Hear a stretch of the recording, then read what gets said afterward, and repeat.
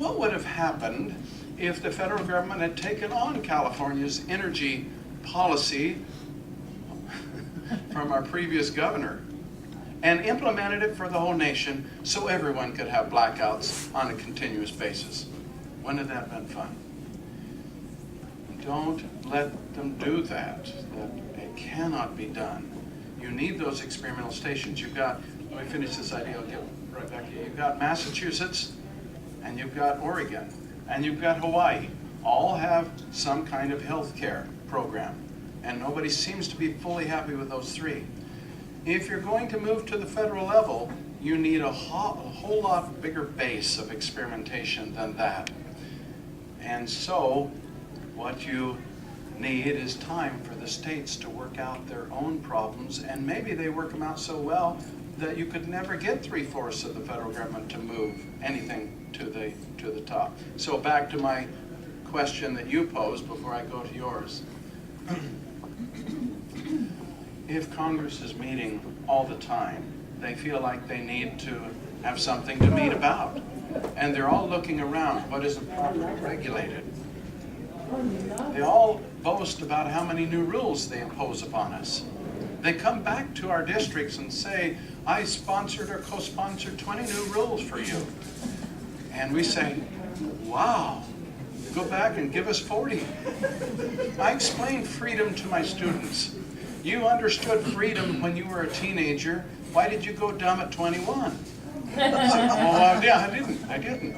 Well, when you were a teenager, you understood what freedom was, because when you violated a rule, then there were parents, and then there's punishment. And you said at some time in your life, I can't wait to get out of here and run my own life.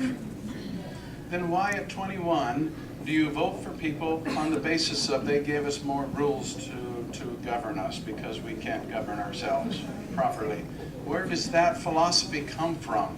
Well, it does not come from the Founding Fathers. So, back to your question, I am for term limits. I'm delighted with term limits, especially because you'd only have to have me for 6 years. Okay? But I found that amusing by myself.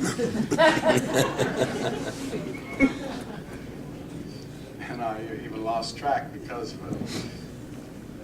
But we're going to have some time to clean up the mess at the state level and get back to the 9th and 10th Amendments. Yes, I want the federal government to do exactly that, to go back to the amendment that allows Congress to meet meet continually, and then reduce them to maybe to 2 or 3 months or some such time, and then have them a part-time legislature as well. In the interim, the states are going to have to learn how to do it and walk by themselves, that daddy isn't around, and the program wasn't to create a daddy over them anyway. The program was for them to be basically self-sufficient. And I know we're running short on time. We're okay. We got at least another 5-6 minutes. So. Karen? Well, you talk about the founders wanted us to have self-government, which I'm in favor of. But I think I've read that they also wanted us to be self-disciplined. They assumed we were going to be self-disciplined, and I can't remember. One of them said the Constitution is made for a moral and godly people, assuming that was John Adams. That was John Adams, yeah. So I have that DVD. If you think I remember that. So now we seem to have all these people that are not self-disciplined. Obviously, morality is out the window with part of the country, and each time that happens, there's a knee-jerk reaction to add a statutory law and take away our liberal Constitution. When I say liberal, it's a liberal law. So how do you propose to get back to self-government if we have so many people that are not self-regulated? When you can't regulate yourself, somebody has to regulate you. That's why we have prisons, and that's why they're full. That's why we can't turn them back to the population. Because there's nothing taught in prison for them to still regulate themselves. That's a toughie, because it is true. There is a relationship between self-government and goodness. And one of the things that probably upset you as much as it upset me was watching South Central LA after the riots, or during the riots rather, people robbing stores and carrying out television sets, and there are policemen around, but not enough to catch everybody. Well, the policeman needs to be in sight of the individual. Churches put the policeman inside the church, the individual. Parents put the policeman inside of the individual. Yes, we're going to have problems if we don't get our moral basis back. We will always be having to restrict those whose behavior gets beyond their control and starts hurting other folks. So, and in fact, the founding fathers and probably John Adams said that the Constitution is made for moral people. I prefer to believe there's enough of us that are still there to make that possible, although it gets scary.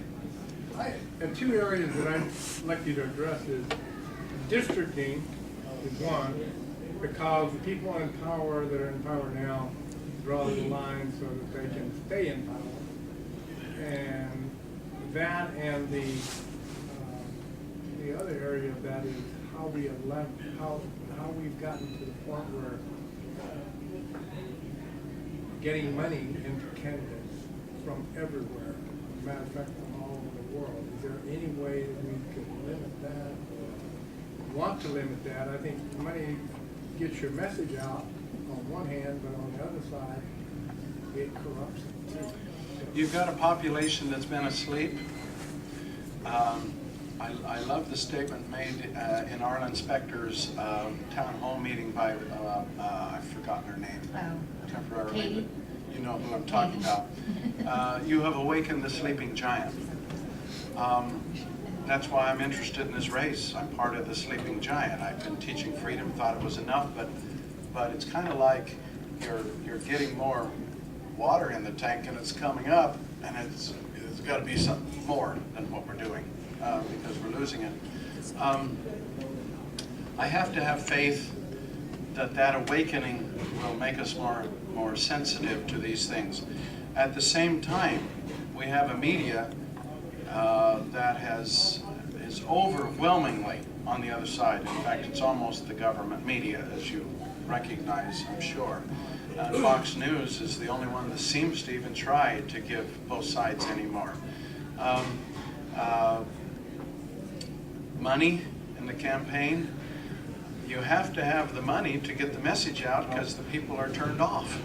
See you later. They're so apathetic and indifferent, they almost don't care. And they've been taught for 2 or 3 generations that the government owes me everything, from cradle to death. So that's the problem every candidate has. How do I get that message out? Well, you've got a couple of things. The founding fathers had the same problem, and so the tavern became extremely important to them, and committees on correspondence, people writing. Well, we have the internet to replace the committees on correspondence, and we still have social groups. And with the increased interest, then I'm hoping that enough freedom. This is a strange one. I would prefer not to lose any freedom, but I'm hoping that people are recognizing, as this one gal, I'm 35 years old and I've never voted in my life, and et cetera, that there's enough of them out there that they will get their stuff outside of the establishment news. In fact, the young people do that already. The older folks are still glued to the establishment presses like this.